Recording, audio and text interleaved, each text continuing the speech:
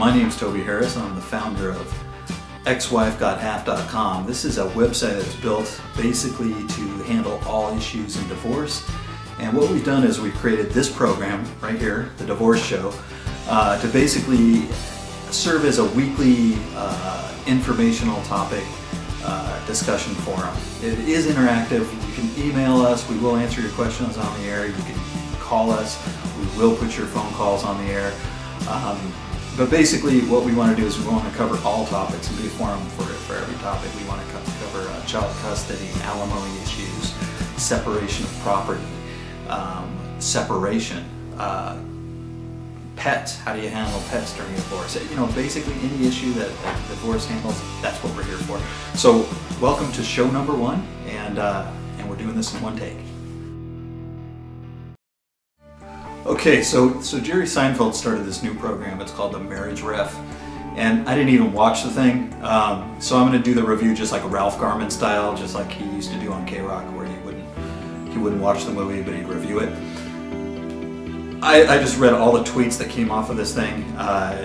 Nobody likes it. It's terrible. You know, this is a horrific idea for a guy that's got such a legacy in showbiz. The concept is basically this, you know, you've got a guy who's going to handle and referee your marriage when you're thinking about a divorce. This is a terrible idea to bring to television. You're dealing with personal issues. It's not a comedy situation when people are getting divorced. You know, Jerry, you should be a producer. You should be a producer, and you should be doing stuff with Larry David, not yourself. Okay, let's pretend that you're an actor. You're making tons of money. You have the best rated television show, and you're getting paid $900,000 an episode. Everything's going great in your life. And then imagine you go on a skiing trip over the holidays, and you end up drinking, and things get crazy, and you hold a knife to your wife's throat. Well, Charlie Sheen doesn't have to imagine that, because that's what's happening to him right now.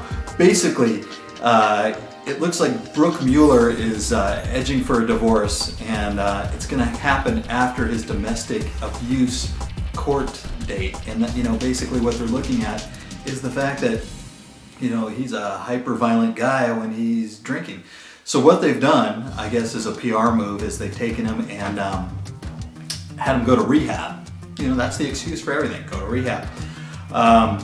I'm not sure if it's going to work too well for him in this situation. You know, this is what we're talking about here is, you know, basically attempted murder. That might be one of the things they try to prosecute him on, and you know, it's not looking good. So that divorce is going to be very expensive, very costly. You know, a regular syndicated television show is going to run about 26 episodes. If you're making $900,000 an episode, you're making close to $26 million a year. That's a lot to lose. Okay, here's another one, Tiger Woods. You know, this is the funny thing. All these celebrities think the magical cure is let's just go to rehab and write the whole damn thing off. You banged a dozen hookers. A dozen hookers. That's a lot of hookers. Your wife's not going to forgive you for that. I mean, you basically paid 12 different women to have sex with you. Now, you can call them escorts, you can call them whatever you want, you know, and you can get around the fact that they're hookers, but because you pay a madam rather than the madam pays them, you know, it's a third party, whatever. 12 hookers, that's a lot. This guy's gonna get his ass handed to him in court. And there's not much you can do about it. That's a situation where the ex-wife probably will get half. Keep going.